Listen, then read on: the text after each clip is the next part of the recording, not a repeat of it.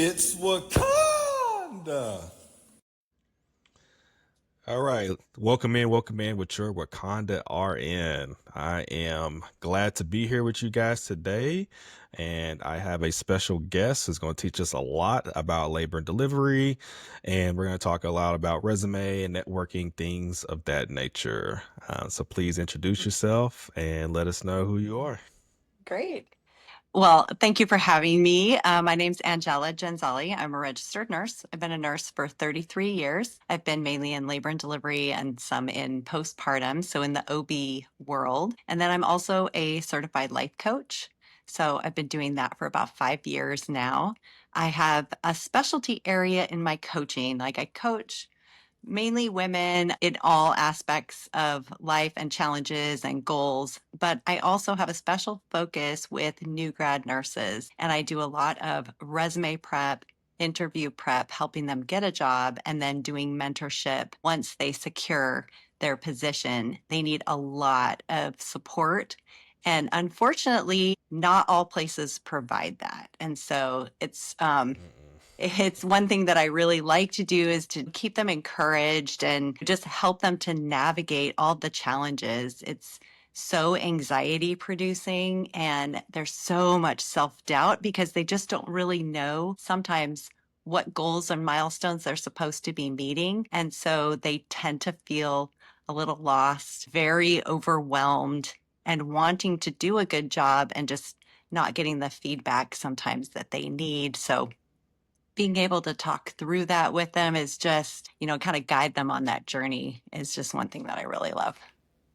Awesome. Angela, let's talk about the life coach, right? So, you talked about doing that and you help a lot of different age groups. I'm guessing what is the most common age group that you typically help and what exactly do you help them with?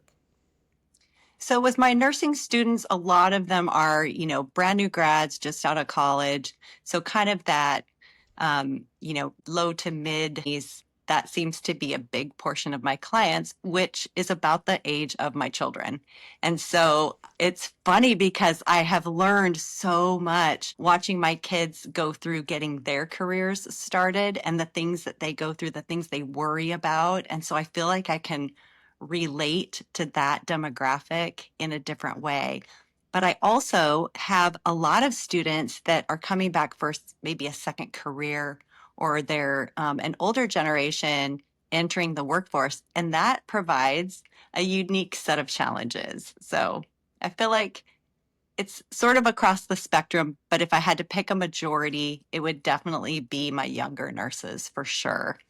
And then in general life coaching, it tends to be more the 30-year-olds. I realized when I started Interesting. coaching that 30 is a huge milestone, especially for women, because I coach mostly women. So maybe you can speak to that as far as from the male perspective. But for women, 30, didn't realize it until all of a sudden I had 5 clients, one right after another. They were all turning 30 that year and they had very similar challenges. And I had never made that connection before. So this is very interesting. Interesting. So, Hmm. what is the biggest difference you would say as a life coach in terms of having to coach, let's say Gen Z compared to millennials or compared to like Gen X? Like, what are some differences that you see in areas that you're helping with as a life coach? Well, I would say that my younger nurses, their challenges are they haven't had a real like grown-up job is what we call it, right? They haven't been in a Hmm. professional environment before. They've just been in school and maybe been working part-time, maybe as a CNA, or it could be just, at a coffee shop or a restaurant. And so stepping into a professional role, especially with nursing where there's so much, it's a risky job, right? You have people's lives Oh yeah. in your hands and now you're having to do grown-up talk. You're having to talk with patients and providers, especially in the labor and delivery space. A lot of them haven't experienced labor before. Our patients come in very well informed. They have a lot of questions and they have a lot of ideas about how things should go, and so trying to navigate that with a patient can be very overwhelming for especially my younger nurses. So those, I think that falls into that category. My older nurses or my more seasoned or mature nurses, they've maybe had a professional career or had some professional jobs, but they also can be managing a household. They can be managing going back to school. They can have barriers to, like, let's say, technology that a lot of the new nurses, boy, they pick it up so fast. That is the They do. easy part Yeah. for them. They are Right. great at charting. They will go in, Epic and be going all over the place and showing me things. Whereas my older nurses, technology can be a big barrier, and they tend to have a little more self confidence. Think just because they've had a little more experience. So, as far as talking to people, giving feedback, things like that. But where they tend to struggle and have some self doubt is really just getting to know the basics of nursing. It was maybe a little bit more difficult for them to manage school, family, all of their other competing priorities. And so it's really about balance for them. Just in general terms, those are the things that I see. Gotcha. So you're currently doing labor and delivery, correct? Is that Yes. correct? I work part time Okay. I work full time, but part of my job is on the unit. And then part of my job is doing all the things that I love. So, resume review, interviews, scheduling them, making recommendations for hire, bringing people in, mentoring them, and helping them through the program, and seeing new nurses from the day that they start. And then, I've been at my current facility and doing this job for 13 years now. So seeing them grow, and now, ones that started as baby nurses are, getting married and having babies of their own. It's just crazy. I wanted to touch more on the resume prep, interview prep. Can you touch more on that and knowing the importance of resumes and also knowing how to conduct an interview? Because I can bet those two things can be very intimidating to people who haven't done it before. Yeah. So I have a philosophy, and my philosophy is that each person is so unique. And my approach to resumes and interview prep is to help the person figure out what is unique about them, what makes them special, what their values are, and what area of nursing might be the best fit for them as they start their career. And to really try to bring that out, not put them in a box or give cookie cutter answers. I'm more about, no, showcase your personality, whatever it is, because our patients are so diverse, and I really believe our workforce needs to be as well. And so I start off with a values assessment. I go through their background, I get some stories and kind of figure out who they are. And then we take that and we figure out what are the most important things to put on your resume. You're applying for basically an entry level job. So I always say your resume, it only needs to be one page. Trust me, it does. Fight me on it if you want, but it really does for this job. It's not a CV, it's just a resume, and I have limited time. So I'm looking through, and I'm not saying I, but I'm not Right, alone right. in this, because I've worked on interview panels with other, managers and hiring personnel, and we all have the same things that we look for. So show me on your resume the top things that not only make you special, but that make you a right fit for the job, and just showcase those, and maybe even leave just a little bit of curiosity, some things that I could ask you about in an interview. That's kind of the basis of where I start with the resume. I always recommend having a professional summary, a personal statement, or something at the top, because again, I'm trying to showcase your personality, and resume after resume look exactly the same over and over and over again. So if I have 10 resumes and they all look the same, how am I supposed to choose one? So Right. if you can show me something that's unique about you, or something that makes me want to learn more, or that makes you stand out, I think that that is super important as far as the resume goes. And then for interview prep, we just take all of those things, and I basically help people figure out some stories that are things that have happened in their life or in their clinical rotations, in their school experience. We take those, and the story because it's yours. The only thing that I do is help you see it from a different angle. So we can take one story of one thing that happened, and it can be an example answer for a question about teamwork, or a question about adaptability, or a question about one of your greatest strengths. So just taking it and being able to see it from different angles, that is super important. And paired with that, I help people understand. Partly what I'm speaking to is these behavioral questions, because that's going to be the bulk of any interview. I don't care if it's nursing or if you're applying for, a tech job. It's really, we want to know, how have you behaved in the past so that we can predict how you might behave in the future. And we also want to learn a little bit more about who you are. So that is done through behavioral questioning, and you will see those again and again. They have common themes. And if you can take the question that's being asked and say, what are they trying to assess in me? What category does this fall into? Then it will help you to guide your answer, again, based on stories that you have and how we have been able to focus on the different angles of that story. So does that make sense? Yeah, it makes sense to me. I've done a little bit of mock interviews working for a career tech or tech. Some people might know that better, and having to sit in on those. And so it's interesting because I pretty much have to do it with Gen Z students. And so I understand that there's a social gap in terms of how social they were compared to previous generation and compared to that previous generation. And Yeah. so, it's very, they have a lot of anxiety and there's Oh, a lot yeah. of nerves that go into that Yes. process.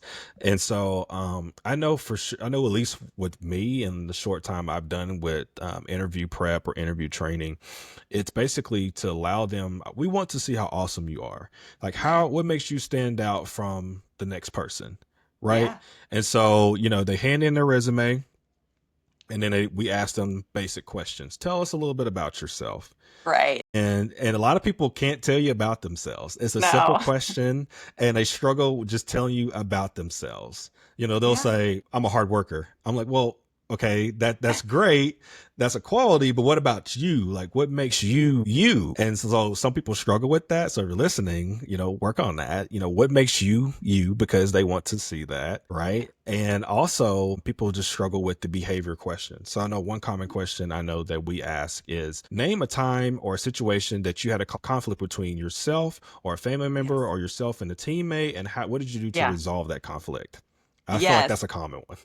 That is, we usually do kind of a round robin, and I always ask like the 3 hardest questions. And that's one of them. Okay. And what do you think the most common first sentence out of everyone's mouth is? I got to hear from yours. What do they say? Well, I don't really like conflict. I always say that. Yeah. Yeah. And They do. we just kind of They go, will say that. okay, that's because I think that when we say the word conflict, they think it has to be, well, this is actually applicable to many questions, is they think it has to be this big grand thing, but it's Yes. not. Yes. So I try to Right. word it as tell me about a time where you had a conflict with someone or had a difference of opinion in the management of a patient, or for students, like in a project, or you had a time when someone wasn't pulling their weight on a Right. group project. I try to think of or prompt them with situations that could be interpreted as conflict. Like, basically, how are you dealing with someone that feels differently than you do about a situation?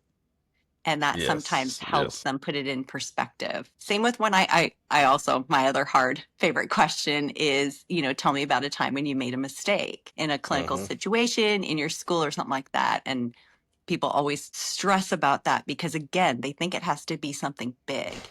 And it's not. And I Yep. can give you an example of one that I worked through with somebody, if that would be helpful. Yes. Yes.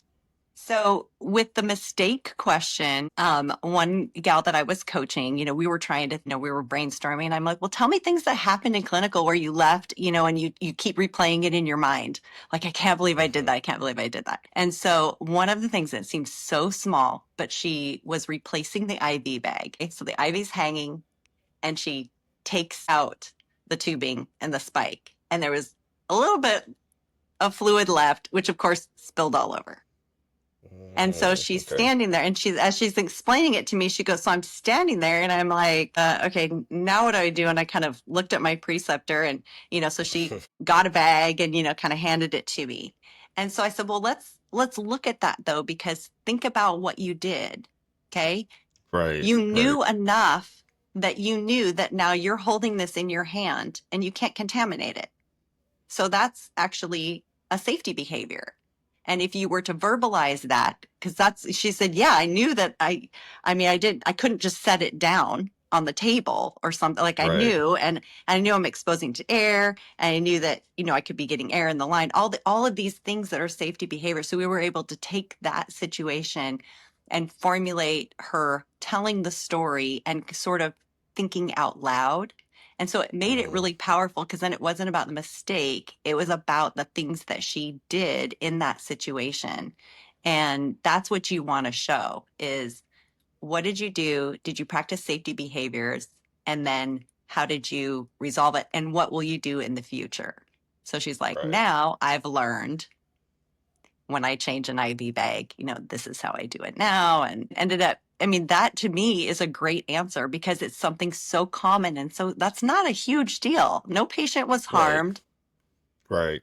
but it still was a powerful answer. So that's an example of how I take a story, something that they lived, something that they experienced, and were able to formulate that into an answer that makes sense. So, what advice would you give to someone who says that, how can I get better at interviews? What would you say to them? Practice. Work with me. Practice, but practice with the right people in the right way. Because you're going to get a lot of advice. There's so much advice out there. And sometimes I just roll my eyes because it is so cookie cutter. And I can tell when somebody has been coached by the internet, or by Chat GPT or Dr. Google. I can tell because their answers are so canned and they're so inauthentic that then it just leaves me wondering, like, what's really going on? Who are you really? And so I think going back to just thinking about your experiences, looking up behavioral questions because they're very common, figuring out the buckets that they fall into, and then saying, okay, so what is my experience with making a mistake? What is my experience with adapting to change? What is my experience with teamwork? Those types of questions, and then seeing if there's a story that you can tell. Because when we say, like even when you were saying your question, we ask for a specific instance, a specific time where something happened. We don't want Not general. generalities. Not No. generalities. Nope. So you've got to focus on that specific story, that specific scenario that happened. And you want to be able to relay that and always putting yourself in a positive light. So if it was a conflict, if you didn't deal with it the way that you would like to now, that's okay. Tell me that. This is what I did. And then I wasn't really satisfied with that. So I went to my instructor or I talked to my preceptor, and these are the things that I learned. And when I'm in that situation next time, now these are the tools that I'm going to bring forward, that I would practice in the future. So because we don't always at, age 20 nothing respond in the perfect way. And that's okay. It's like, it's not a bad thing to admit it as long as you can show me that you've learned from it and you're going to do it differently in the future. I like that. I like that. So, what would you say to somebody that's asking advice about resumes? What would you say to them? How can they get better at their resumes? Resume. Your resume is your highlight reel. It's your highlight reel. So I think for resumes, again, I always recommend having a professional summary or a personal statement, just a few lines. It's kind of like your elevator pitch a little bit, just to tell me something about you. I recommend if your education is the most relevant thing you have. So let's say you're applying to labor and delivery and you did your senior practicum, capstone, some experience in labor and delivery, and nothing else relates to it. Maybe you were, again, working at a coffee shop or something. There isn't anything in your work experience. then you're going to put that first. Put that at the top because we read top to bottom. And so I want to see the most impactful things at the top. If you have relevant work experience, so let's say that you want to work in telemetry and you were a CNA on an associated unit like a med surge or a tele type unit, then I would put your work experience first because that's what I want to see first, anything that relates to the job or the clinical area that you are applying to. The other thing is people spend so much time writing these detailed explanations of what they did at each job. You're smiling, but you've seen that before too. Telling me all the duties and everything. Tell me only the things that are relevant. And when it comes to your clinicals, I'm a nurse. I know what clinicals look like. You don't have to tell me all of the things that you did in med-surg, that you learned how to take vital signs and, you assisted with med pass or something like that. Like, I don't need to know all of that. I just want to know the areas that you got to experience, whether it's usually just a day or two anyway. So what are you really doing? You're just there learning how to be a nurse. You're observing Right. and you're getting to practice a couple of skills. That's it. I don't hire people based solely on their experience or their skills, because how many people go into nursing that actually have experience in nursing? I mean, maybe as a CNA, maybe as a nurse tech or things like that, but there's a lot of people that is their first job in healthcare. So you're Right. not going to have a lot of that type of experience. What I want to know, because I can teach you any task. I know I can teach you tasks. I want to know, do you have the personality that you're going to be teachable? Do you have a personality that's going to be able to connect with people? Are you driven? Are you going to put the work in? And is the clinical area that I specialize in, do I think that's going to be a good fit for you right off the bat? So That's good. that's what I would say, is you're focusing more on showing me, like you said, who you are, not really what you've done in the past, because most of it is not super relevant. So I know some people will struggle with what are some of your strengths and weaknesses? What advice would you give to some people like, I don't know how to properly answer that question? What would you say to that? Again, I think it depends on what area you're going into. So you need to have a good understanding of the clinical area that you want. Some people don't, okay? But I'm going to take someone again, because people that want to do labor and delivery, they know they want to do it. They come in and that's what they want. Not everyone is ready for it right off the bat, but there are definitely some people. I am not somebody that recommends everybody do a year of med surg before they go into their clinical specialty. But what I would say is, if you have a clinical specialty area that you want, such as labor and delivery, or I had a recent client that really wanted CVICU. And I was like, okay, well, let me see your resume. And she had some stuff there and we chatted. And I'm like, I actually think that you could start there. And so when you're talking about strengths, think about what are the strengths and characteristics of a successful nurse in that area. And then do those reside in you? Which one of those in particular? So for an example, one thing about labor and delivery, and again, this is my clinical specialty, so no Right. disrespect to anyone else, because I'm sure there are other areas as well that I can think of. A lot of people relate labor and delivery to maybe like ICU or the ER or something like that. But one of the things is you have to be adaptable and you have to be able to multitask and shift gears on a dime. Like 1 minute, everything's fine. The next minute, you're rushing to the OR for an emergency C-section. Okay. So you've got to be able to transition quickly. And if that is a strength of yours, that's the one that I would say for an interview for a specialty area like that. Now, if you're talking about, and you can correct me if I'm wrong, because again, my experience in other units is a little more limited. But let's say that you're just going for a general medical surgical floor. Okay. You've got to manage, I think, upwards of 6+ patients maybe at a time. So what does that take? That takes things like organization. That takes things like multitasking. Again, think about what are the strengths of nurses that work in that area and which of those are true for you. Because I never, ever want someone to say something is their strength when it's not. We want to be authentic. You want to be true to you. So that's what I would suggest as far as the strengths go. It's not a random thing, and it's not maybe the thing that you are strongest at. It's the thing that's going to make me say, wow, you'd be a perfect fit for this job. Gotcha. Weaknesses, those people struggle with those a lot. And usually when I'm interviewing somebody and when I'm coaching them, just in talking to them, they'll say little things. And then that I've picked up on, and I'm like, okay, that's a weak spot. That's a weak spot. And I don't have a problem with the word weakness. I don't. We all have strengths and weaknesses. I don't see anything wrong with that. Some other people will say, what are your, opportunities for growth? Okay, great. Word it however you want. It's a weakness. We all have it. Just admit it. Okay. And so when I'm talking to them and I ask them what their weaknesses are, they really struggle, or they come up with, again, sort of like the common default answer. And I'm like, no, let's think about, because I've heard you say this and I've heard you say that. And those seem to be areas that you're working on or areas that you might struggle with. And then they kind of go, yeah. I'm like, okay, so tell me the things. So you recognize this about yourself. So tell me the things that you're doing to make it better.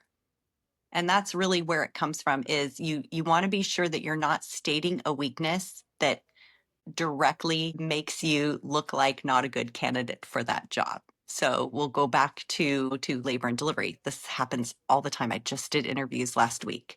And one of the gals that we interviewed is we kind of were trying to flesh out, labor and delivery, postpartum, maybe neither. And we're like, okay, you're going to work.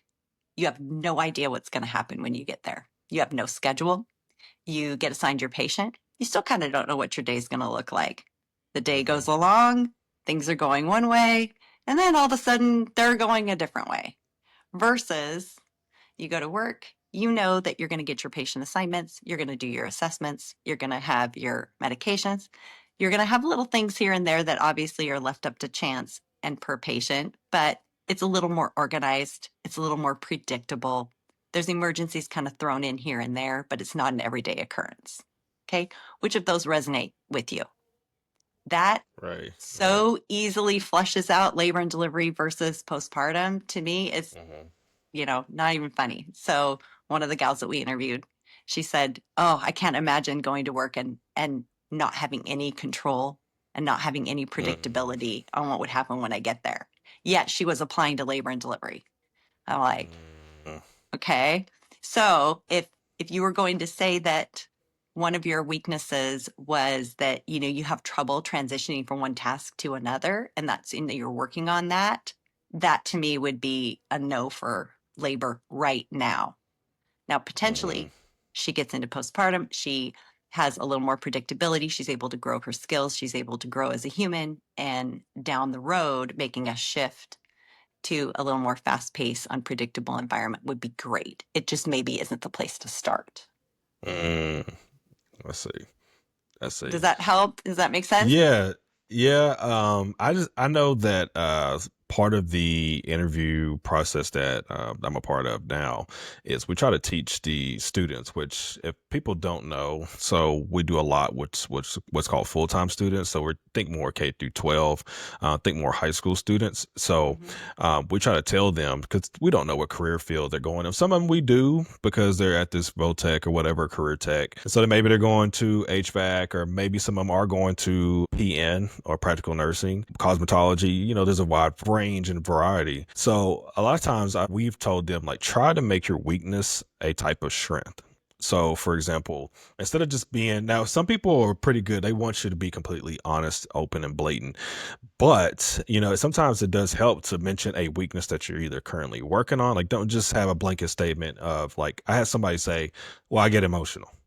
Well, your employer's not going to hear that you're emotional. You need to frame that differently, and you need to turn it into something that you're working on. I said, try to reframe it to things like, maybe I care too much. Maybe I'm too much of a hard worker. If that's really you. If it's not you, don't make it up. But try to think about something that you can turn a weakness into an actual strength. But if you do have weaknesses that you want to present to a potential employer, you need to make sure that you're working on those things, because your employer wants to see growth. They want to see development. They want to see the potential.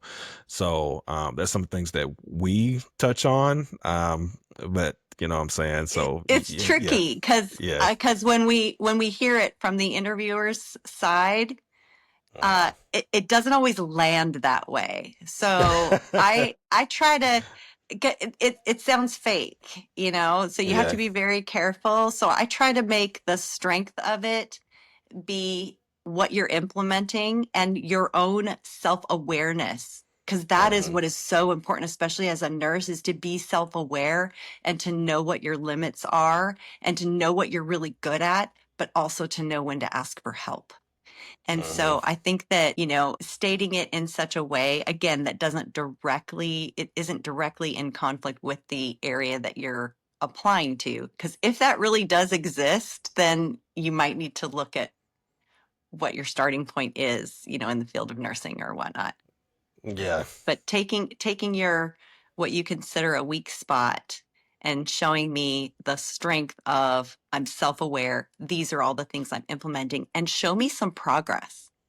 You know, Hmm. you can say something like, you know, I used to, like, in the case of I care too much, that's such a hard one because we want you to care. But nursing today, I don't want you to beat yourself up every day when you go Nah, home or to be so nah. invested in the caring aspect that it interferes with your ability to effectively do your job. And so, if Right. that is your weak spot, you can say, you know, if you asked me that question a couple of years ago, I would have said this. And I recognize that caring, it's such a beautiful thing in everyday life because I care about my friends and my family and stuff. But in the workplace and in nursing, I recognize that, you know, that is not going to serve me well. I need to care because I want to care about the outcomes of my patients, but I have to do it in such a way that I protect myself and that I can still be functional. And so there's a little bit of a limit on it because I'm with them for this period of time. I'm showing Hmm. that I care. I'm doing all of the things, but I also am setting a boundary so that I'm able to effectively do my job. So there's ways that you can, and I noticed a big growth over the last couple of years. And so now what I do is this is how I show my caring, but I have these boundaries and this is how I'm able to be effective. So does that kind of make Right. sense? Yeah, it makes sense to me. It makes sense to me. Angela, I think we're gonna have to have a part two because we ain't even Yeah. touched on the labor delivery aspect. But I will say so far this has been fantastic. Where can people find you? If they want to follow you, they want more life coaching, they want more you know, resume prep, or maybe just questions about L&D in general. Where can people find you? So I'm on TikTok at Labors of Life. That's my handle, or you can always find me under my name. I also am on Instagram. I have a website, same thing, with my name, angelagenzali.com. And in my stand store on both Instagram and on TikTok, you can go in and I have a free interview guide. I also have a free 30-minute consultation call if somebody wants to just has a question, wants to chat. I offer really affordable resume reviews, interview preps, and even group mock interviews. So I've had some students grab 3 of their friends, makes it super affordable. We sit down and we basically run an interview. And I ask them all the same question, which tell me about yourself, because as you said, that's the most important question. So they all get a chance to answer, and then they each answer one other question, and you get to learn from what your peers are saying. And then we do a little debrief coaching session. And yeah, it's really fun. I really like those. All right. All right. So you heard her. So go reach out. Yeah. And if you need help with resume or interview prep or just general questions about L&D, you know how to find her. Yeah. Well, thank you so much for your time. Like I said, we'll probably have to do a part two, but I Yeah. definitely appreciate having you today. Thank you so much. This was really fun. Good to meet This you. is definitely fun. Same. We'll definitely have to do it again. Absolutely. All right. All right. Thank you so much, Angela. Have a blessed one. Yeah, you too. If you like any of the content, please feel free to like, comment, or subscribe. If you want to continue to donate to the channel, you are more than welcome to. Your donations go a long way. Give me a follow on Instagram, TikTok, and YouTube. Much love. Thank you.